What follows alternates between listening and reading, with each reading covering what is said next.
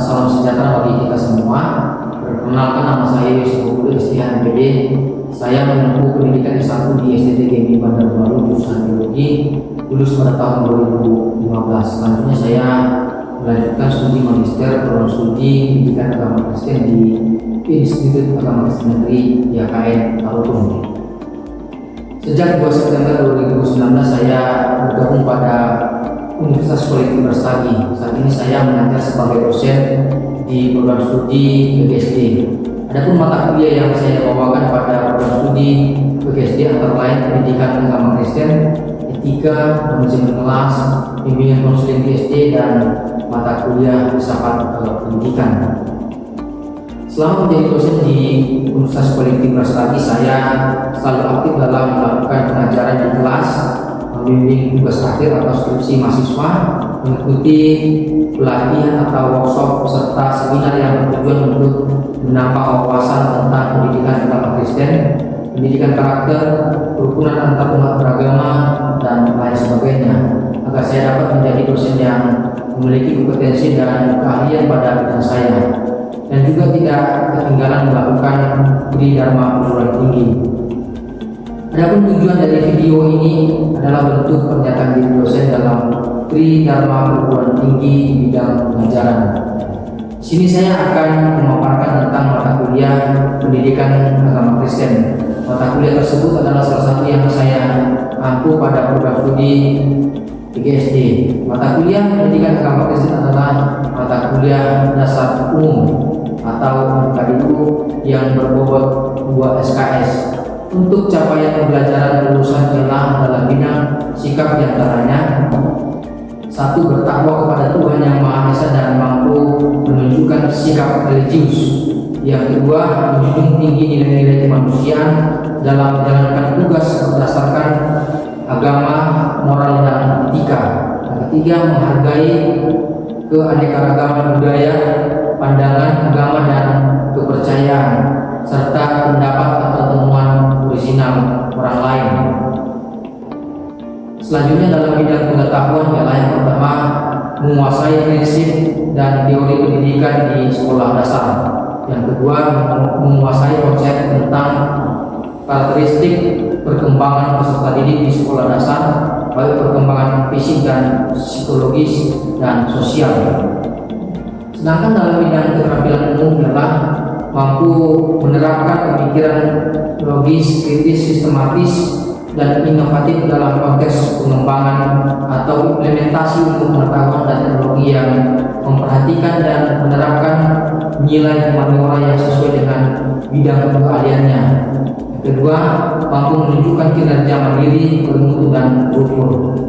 Sedangkan dalam bidang keterampilan khusus adalah mampu menerapkan prinsip dan teori pendidikan melalui perancangan dan pelaksanaan pembelajaran di sekolah dasar secara bertanggung jawab.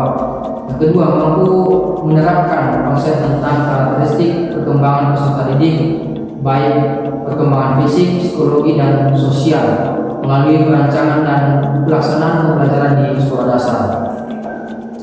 Adapun capaian pembelajaran mata kuliah ini ialah yang pertama, memahami definisi dan pengertian PAK dan dampaknya pada berbagai aspek kehidupan manusia.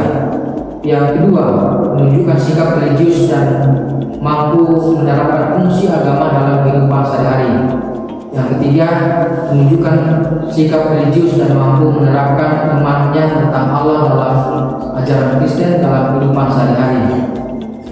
Yang keempat, menjunjung tinggi nilai-nilai kemanusiaan dalam kepercayaan Kristen dan mampu menerapkannya dalam kehidupan sehari-hari. Yang kelima, menginternalisasi nilai norma dan etika Kristen dalam kehidupan sehari-hari untuk membentuk karakter manusia yang beretika sesuai dengan ajaran Kristen. Yang keenam, berkontribusi dalam peningkatan mutu kehidupan masyarakat dengan membangun hubungan iman Kristen dengan pengetahuan, teknologi, dan seni. Yang ketujuh, menghargai keanekaragaman budaya, pandangan agama, dan kepercayaan, serta pendapat untuk menciptakan kerukunan antar umat beragama dalam kehidupan sehari-hari. Yang kedelapan, menunjukkan sikap bertanggung jawab dalam memelihara ciptaan Allah dalam kehidupan sehari-hari. Yang kesembilan, menginternalisasi nilai norma dan etika Kristen dalam cara bergaul yang baik. Sedangkan subcapaian pembelajaran mata kuliah ini adalah yang pertama, mampu menjelaskan definisi dan pengertian dan dampaknya dalam berbagai aspek kehidupan manusia. Yang kedua, mampu mendistribusikan dan menunjukkan sikap religius serta mampu menerapkan fungsi agama dalam kehidupan sehari-hari. Yang ketiga, mampu memahami dan menunjukkan sikap religius serta mampu menerapkan imannya tentang Allah dalam ajaran Kristen dalam kehidupan sehari-hari. Yang keempat, mampu menjunjung tinggi nilai-nilai kemanusiaan dalam kepercayaan Kristen dan mampu menerapkannya dalam kehidupan sehari-hari. Yang kelima, mampu menginternalisasi nilai norma etika Kristen dalam kehidupan sehari-hari untuk membentuk karakter manusia yang beretika sesuai dengan ajaran Kristen. Yang keenam, mampu berkontribusi dalam peningkatan mutu kehidupan masyarakat dengan membangun hubungan iman Kristen dengan ilmu pengetahuan, teknologi, dan seni. Yang ketujuh, mampu menghargai keanekaragaman budaya, pandangan, agama, dan kepercayaan serta pendapat untuk menciptakan kerukunan antar umat beragama dalam kehidupan sehari-hari. Yang kedelapan, mampu menunjukkan sikap bertanggung jawab dalam memelihara ciptaan Allah dalam kehidupan sehari-hari. Dan yang terakhir, mampu menginternalisasi nilai norma dan etika Kristen dalam cara bergaul yang baik. Deskripsi singkat mata kuliah ini adalah mata kuliah ini diselenggarakan dengan materi perkuliahan tentang pendidikan agama Kristen. Mata kuliah pendidikan agama Kristen meliputi pengenalan dasar dan subjek pendidikan agama Kristen, agama dan fungsinya dalam kehidupan manusia, Allah dalam kepercayaan Kristen, manusia menurut ajaran Kristen, etika dan pembentukan karakter Kristiani, hubungan iman Kristen dengan ilmu pengetahuan, teknologi dan seni, menciptakan kerukunan antar umat beragama, menjaga ciptaan Allah, cara bergaul yang baik. Pengalaman belajar mahasiswa tercakup dalam kegiatan perkuliahan sinkron dan asinkron, tugas bacaan penugasan yang mengacu pada CPMK dan sub-CPMK, dan dapat dicari dari berbagai sumber terkait materi pembelajaran. Sumber-sumber bahan ajar tentang pendidikan agama Kristen yang terkait dimaksudkan untuk memberikan masukan dan perspektif yang orisinal kepada mahasiswa. Pendekatan dalam perkuliahan ini dilakukan melalui ceramah, tanya jawab, penugasan, diskusi atau kerja kelompok atau presentasi kelompok. Evaluasi perkuliahan dilakukan melalui UTS, UAS, kuis, aktivitas atau proses perkuliahan dan tugas-tugas. Bobot penilaian yang saya gunakan selama pembelajaran yaitu totalnya 100%, di mana pembagiannya yaitu UTS berbobot 20%, UAS berbobot 25%, tugas-tugas berbobot 35%, kehadiran berbobot 10%, dan moral etik berbobot 10%. Dalam kegiatan pengajaran saya menggunakan metode yang pertama yaitu delivery, yaitu dengan penyampaian materi pembelajaran melalui PowerPoint, modul pembelajaran, video pembelajaran maupun buku referensi. Yang kedua yaitu interaction, dapat dilakukan dengan diskusi. Yang ketiga assessment, yaitu dilakukan dengan pemberian tugas dan kuis. Selanjutnya saya akan menampilkan proses pembelajaran di kelas secara luring.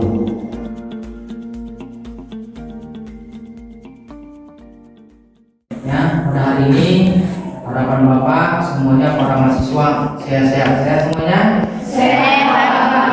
Oke, baik, sebelum kita memulai perkuliahan kita, mari kita berdoa dalam hati kita masing-masing. Kita berdoa. Berdoa selesai. Baik para mahasiswa sekalian, kita akan belajar tentang agama dan fungsinya dalam kehidupan manusia. Ya, ada agama dan harus ada fungsinya. Di Indonesia rata-rata manusia itu beragama, ada ateis ya. Nah, untuk pertemuan kita pada hari ini, pertama yang harus Anda pahami bahwa tujuan perkuliahan kita pertama, mahasiswa dapat menjelaskan dengan baik dan benar apa itu agama. Itu poin pertama. Yang kedua, mahasiswa dapat memahami dan mengaktualisasikan fungsi agama dengan baik. Yang terakhir, mahasiswa dapat menghormati perbedaan agama dalam bingkai kebinekaan secara berkelanjutan. Jadi fungsi agama ini bisa kita pelihara secara berkesinambungan, tidak hanya pada mata kuliah kita pada hari ini. Mari kita lihat pertama ya, sebelum Bapak jelaskan apa itu agama dan fungsinya, kita review dulu ya pemahaman kita. Bertuhan vs beragama. Pernah dengar maknanya ini? Pernah dengar? Bertuhan vs beragama ini berbeda, ya. Orang bertuhan sudah pasti punya agama, tetapi orang yang beragama belum tentu dia bertuhan. Nah, yang sering terjadi itu adalah orang sering menganut agama tertentu, tetapi dia tidak mengimani Tuhan yang dia percaya, sehingga sering nanti ada konflik. Kita lihat ya, silakan kita lihat ini nanti. Nah, Indonesia terkenal dengan negara yang sangat religius. Kenapa? Dibuktikan dengan negara yang religius itu, bangsa Indonesia memiliki berapa agama? Ada sekitar 6 agama. Bisa satu orang bantu Bapak kira-kira apa itu? Oke, silakan. Itu ada Islam, Kristen, Protestan, Katolik, Hindu, Buddha, dan Konghucu. Iya. Satu lagi ditambah namanya agama suku. Jadi pemerintah kita sudah mengakui namanya agama suku. Perhatikan, agama di Indonesia ini ada sekitar 6. Ya, seharusnya Indonesia ini lebih apa? Lebih damai. Ya kenapa? 6 Tuhan yang mereka sembah. Tapi kenapa kalau Anda perhatikan tingkat kekerasan di Indonesia itu dalam hal salah satu kita ambil contoh, kita lihat ya. Ini kita bisa lihat. Nah ini dia ya. Korupsinya tinggi. Padahal Indonesia itu sebagai negara yang paling religius, tapi ini ya korupsinya tinggi. Yang kedua, apa ini? Kekerasan seksual. Lucu, negara Indonesia negara yang religius, tetapi kok otaknya rusak. Nah kita begitu. Gimana masalahnya? Lalu kita lihat lagi apa ini? Iya. Padahal saya pastikan dan percaya bahwa tidak ada agama yang mengajarkan tindakan ini. Betul? Betul. Tapi kenapa fakta ini meningkat dalam kehidupan bermasyarakat? Lalu ini ada yang terakhir, apa ini? Kebebasan dalam beribadah. Padahal sudah dilindungi oleh negara. Tapi kenapa kebebasan beragama itu tidak berjalan dengan baik? Pertama ini, fakta kehidupan manusia yang jauh dari nilai-nilai religius. Moralitas hidup dan agama itu tidak berbanding lurus. Nah, ini dia. Tidak teraktualisasinya nilai-nilai moral keagamaan dalam kehidupan manusia. Nah itu dia yang menjadi persoalan. Di sini semua beragama ya, dan menganut satu kepercayaan. Nah, seharusnya kita lebih baik dari negara-negara yang lain. Kenapa kita lebih religius? Nah kita lihat ya, apa itu agama? Kira-kira ada yang bisa bantu Bapak tentang apa itu agama? Sebelum Bapak jelaskan, silakan. Apa itu kira-kira agama? Itu prinsip kepercayaan kepada Tuhan. Prinsip Kepercayaan kepada Tuhan. Oke, boleh. Yang lain ada bisa bantu lagi Bapak? Apa itu agama? Ada lagi? Boleh? Apa itu agama? Oke, baik. Apa tadi agama itu? Prinsip kepercayaan kepada Tuhan. Prinsip kepercayaan kepada Tuhan. Oke, kalau yang disampaikan ini bolehlah ya. Prinsip kepercayaan kepada Tuhan itu sesuatu. Kasih tepuk tangan untuk dia dulu. Mungkin yang banyak ini dia mau kasih pendapat, nggak apa-apa, berarti dia belajar dari rumah. Kita lihat dulu. Satu orang coba baca ini pengertian agama yang pertama ini, supaya nanti kita paham. Satu orang coba kamu bantu. Agama sebagai hubungan manusia kepada Allah atau ilahi atau apa saja yang dianggap sakral atau dalam beberapa kasus hal-hal yang sifatnya natural. Iya.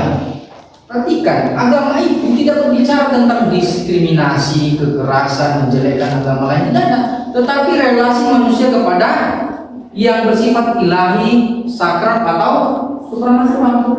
Nah, jadi agama itu kalau kita telusuri sangat baik, positif. Hubungan manusia dengan Allah atau ilah-ilah atau yang bersifat sakral atau yang bersifat supranatural. Jadi sederhana tapi positif. Kita lihat yang kedua nanti pengertian agama. Coba satu orang bantu Bapak tuh. Coba ini siapa? Pengertian agama. Agama sebagai hubungan manusia dengan apa yang dianggap sebagai suci, sakral, spiritual atau ilahi. Iya. Jadi ternyata dalam agama itu dari dua definisi pengertian agama yang sudah kita baca tadi, ternyata di dalamnya cukup positif relasi manusia dengan Tuhannya. Jadi ada nggak di sini diajarkan tentang menghakimi, menganiaya? Ada nggak? Tidak. Jadi agama itu, ingat, agama itu pada umumnya adalah baik. Nah itu dia. Kita lihat nanti secara keseluruhan. Coba satu orang baca. Coba. Ya. Semua agama tentu berurusan dengan yang transenden dan sekaligus imanen, serta membangun relasi dengan Tuhan lewat iman, ritual, ibadah, dan ketaatan. Nah ini dia. Jadi semua agama itu berhubungan dengan yang transenden, lalu sekaligus yang bersifat imanen. Tetapi yang sering tersambung itu di mana? Relasi dengan Tuhannya lewat apa? Ritual, ibadah, dan ketaatan. Nah di sini yang sering terganggu. Sebenarnya kalau setiap orang itu memiliki relasi yang baik dengan Tuhannya dalam ibadahnya itu, maka sesungguhnya relasinya dengan sesama itu baik. Ya, sampai sini bisa dipahami pengertian agama itu. Ya, jadi agama itu cukup sederhananya relasi manusia dengan yang transenden dan sekaligus yang bersifat imanen yang dilakukan dalam bentuk ini ibadah, ritual, dan ketaatan. Oke, kita lanjut ya. Nah ini dia. Agama di Indonesia itu bersifat plural dan religius yang dipersatukan dalam kebinekaan yang dituangkan dalam Pancasila sila berapa? Pertama apa itu? Ketuhanan yang Maha Esa. Jadi itu harus kita junjung tinggi bersama-sama, ketuhanan yang Maha Esa. Jadi enggak lebih esa lagi Tuhan daripada Tuhan yang lain. Jadi sama-sama Esa. Jadi mari kita saling menghormati kepercayaan kita dengan kepercayaan yang lain. Sama-sama Esa kok. Ngapain kita saling menghakimi? Bisa dipahami kira-kira? Lalu yang kedua ingat bahwa di kepercayaan di Indonesia itu dilindungi oleh undang-undang. Dia kita harus saling menghormati dalam beragama dan Tuhan.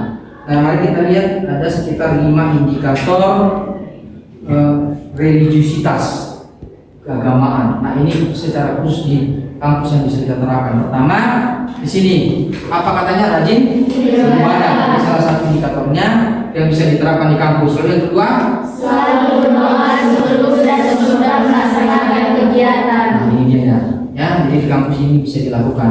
Lalu yang terakhir, Hadir dalam setiap kegiatan kerohanian di kampus. ya, yang Kristen kegiatan Quran di kampus diikuti, yang Islam juga silakan. Lalu ini Hadir dalam perayaan kerohanian. terlibatnya, dan yang terakhir apa katanya? Membaca dan suci setiap Oke, hari. inilah indikator keberagamaan di kampus yang bisa kita terapkan. Sampai sini bisa dipahami. Ini 5 indikator yang boleh diterapkan di kampus dan bisa Anda kerjakan ya. Kita lanjut. Fungsi agama dalam kehidupan manusia ada sekitar 8 ya. Ada kira-kira yang bisa bantu Bapak apa fungsi agama? Satu orang Pak silakan. Menurut saya Pak, fungsi agama itu mengatur sendi-sendi kehidupan manusia dan mengarahkan kepada kebaikan bersama. Oke, baik, kasih tepuk tangannya. Fungsi agama itu dalam kehidupan manusia itu sangat penting. Yang pertama kita lihat di sini, agama memberikan kedamaian mental. Jadi ingat ya, agama itu memberikan kedamaian mental. Agama itu hadir untuk menguatkan setiap orang. Kalau di sini di kampus ini kalau ada mahasiswa yang mungkin ya stres ya, karena tugas-tugasnya, agama hadir untuk memberikan motivasi dan kekuatannya. Bisa dipahami? Dan kedua, agama menanamkan kebajikan-kebajikan sosial. Nah, ingat di kampus itu juga setiap orang yang menganut kepercayaan secara khusus agama Kristen, ya agama Kristen mengajarkan pasti hal-hal yang baik, betul? Apa itu? Kejujuran, apa? Adil, kasih, ya ingat menghakimi orang lain. Ini cukup jelas. Yang ketiga, agama meningkatkan solidaritas sosial, betul? Agama itu membangun hubungan solidaritas yang semakin kuat, ya menguatkan yang lemah satu dengan yang lainnya, menambah apa? Komunitas.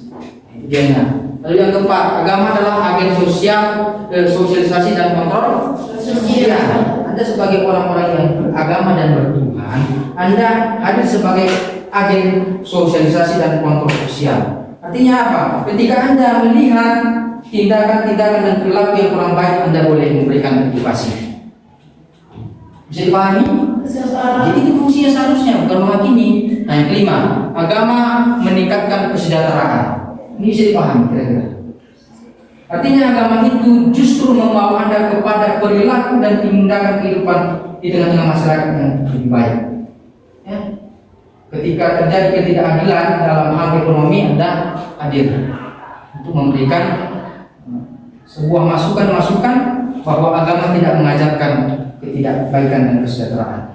Lalu yang keenam, agama memberikan rekreasi kepada manusia. Nah, agama juga mengajarkan. Kalau di Kristen namanya apa? KKR, ya, pemulihan kerohanian. Lalu retreat kerohanian. Ada ya? Nah, ini namanya ingat lebih fresh dia dalam bertuhan. Nah, kalau di agama Islam ada namanya ya. Seperti apa? Naik haji ya. Ya, itu ada salah satu contoh aja ya. Yang ketujuh, agama berfungsi memperkuat rasa percaya diri. Dengan Anda adanya agama itu meyakinkan Anda bahwa Anda adalah orang yang baik, diciptakan sebagai orang yang sempurna, walaupun banyak kekurangan di sana sini. Kadang-kadang mahasiswa ini kan merasa aku orangnya kurang pintar, aku banyak kekurangan di sana sini. Tapi dengan adanya agama ini menolong dia bahwa dia adalah orang yang pintar, berhikmat dan bijaksana ketika dia bergantung kepada Tuhannya. Ya, yang terakhir, agama juga mempunyai pengaruh kepada ekonomi serta sistem politik. Sudah pasti orang-orang yang baik bertuhan dengan baik, maka tindakan dalam kehidupan berekonomi dan berpolitik itu baik. Ya, siapa di sini kalau mau saat BEM, politiknya kan keluar. Nanti traktir mau makan bakso ya, tapi pilih walaupun dia jangan pintar.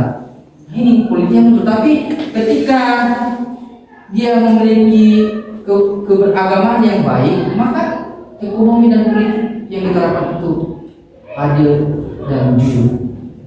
Itu dia, menjunjung hal-hal yang baik, yang positif untuk diterapkan dalam kehidupan diri sendiri dan kehidupan bermasyarakat. Sampai sini kira-kira ada yang mau ditanyakan? Ada? Tidak cukup paham? Oke, biasa ya. Nah, ini yang terakhir. Coba satu orang baca ya untuk kita. Nah, kamu mulai dulu, coba. Hakikat agama sangatlah kompleks dan pemahaman seseorang tentang agama sangat bergantung pada pengamatan pribadinya. Walaupun begitu, setidaknya ada sesuatu yang sama, yaitu agama selalu berurusan dengan Tuhan atau yang dianggap Tuhan dan berfungsi sekuat-kuatnya sebagai pemberian identitas dan tuntutan moral dan karakter. Ya, oke. Jadi cukup jelas ya. Jadi agama itu hubungan manusia dengan sifat ilahi atau spiritualitasnya, dan setidak-tidaknya berfungsi sebagai pemberi identitas dan tuntunan moral dan karakter. Bisa dipahami kira-kira ini?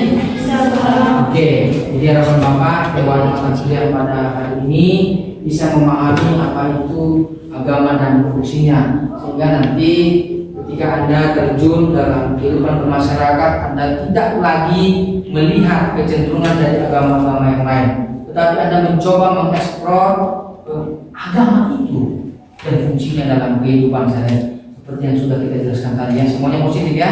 Ini pekerjaan. Nah, untuk tugas lanjutan untuk kegiatan kita pada hari ini ya, pertama silakan nanti ditulis ya, buatlah deskripsi Anda sendiri apa itu agama dan fungsinya. Jadi silakan tulis menurut Anda sendiri, cari dari berbagai sumber, lalu deskripsikan sendiri ya, supaya apa yang selama ini menjadi pemikiran Anda yang negatif tentang agama itu menjadi lebih baik ya. Minggu depan kita akan evaluasi mana yang kurang pas, kita akan luruskan ya. Bisa dipahami? Oke. Dan kedua, Anda harus membuat bagaimana mengaktualisasikan fungsi agama secara baik di kampus dan di tengah-tengah kehidupan bermasyarakat dalam bingkai kebinekaan dan dapat dikerjakan secara berkelanjutan. Ini bisa dipahami? Bisa banget. Ada yang mau ditanyakan kira-kira? Ada? Nah, silakan. Bagaimana cara membuat video kita tentang agama hari ini, Pak? Oke, baik. Ini kan fungsi agama. Nanti coba dibuat dalam sebuah video bagaimana fungsi agama itu bisa Anda aktualisasikan. Gak usah jauh-jauh, terapkan aja dulu di kampus ini. Kira-kira apa yang bisa Anda aktualisasikan di kampus ini fungsi agama itu ya, seperti yang sudah Bapak jelaskan sebelum-sebelumnya ya. Nah, pada dalam video durasinya ya paling banyak 5 menit ya, paling sedikit 3 menit ya, buat dalam sebuah video sesuai dengan kelompoknya masing-masing. Fungsi agama, bagaimana mempraktikkan fungsi agama itu, mungkin salah satu contohnya aja. Bisa ya? Bisa. Oke, baik, demikianlah pertemuan kita hari ini tentang agama dan fungsinya dalam kehidupan sehari-hari. Semoga para mahasiswa sekalian menjadi orang yang beragama dengan baik, lalu mampu menerapkan fungsi agama itu dengan baik sesuai dengan kepercayaannya masing-masing. Demikianlah pertemuan kita. Sebelum kita mengakhiri pertemuan kita ini, silakan berdoa dalam hatinya masing-masing. Kita berdoa. Berdoa selesai. Demikianlah pertemuan kita hari ini. Selamat pagi. Demikianlah video pembelajaran yang telah saya lakukan secara daring tentang mata kuliah pendidikan agama Kristen. Semoga video ini dapat bermanfaat dan saya ucapkan terima kasih.